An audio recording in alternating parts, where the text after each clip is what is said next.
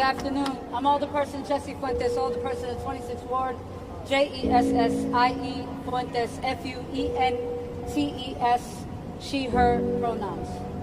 Today, we've seen a serious escalation of ICE activity in Humboldt Park. And it started early this morning on the west end of Humboldt Park. One of the first calls that I responded to was ICE throwing tear gas right outside of Rico Fresh on Armitage and Central Park. Pepper spraying, customers coming out of the grocery store, rapid responders responding to ICE presence in our community, people driving by who had to pull over because they could no longer see. This is violence that we are seeing in our community. Shortly after, I get a call from Humboldt Park Health saying that ICE is in the emergency room. So me, rapid responders, and my staff, we make our way here. In the emergency room, I ask ICE agents who are in the room with an individual who has a broken leg as a result of them chasing him. I ask them if they have a signed judicial warrant to be in the emergency room and have him detained. They refuse to respond. That ain't right.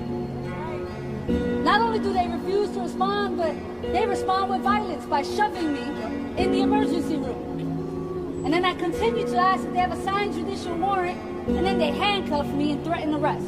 Shame. And they threaten arrest because I'm exercising my constitutional right to ask a question. Do you have a signed judicial warrant to be in the emergency room with an individual that you are detaining?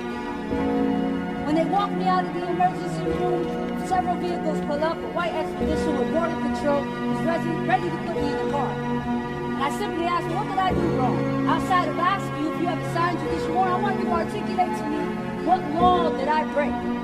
They had to take those handcuffs off. Because we have constitutional rights, and in the city of Chicago, every single elected official is going to protect those constitutional rights.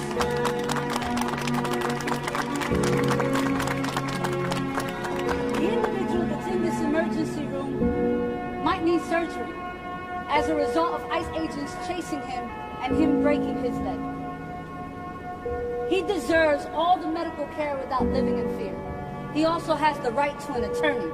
And so I will not leave the front of this hospital until I am sure that that individual is connected to a lawyer so that he is not disappeared and kidnapped by federal agents. Yes.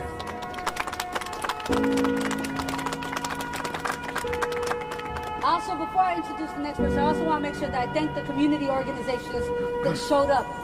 Our rapid responders who are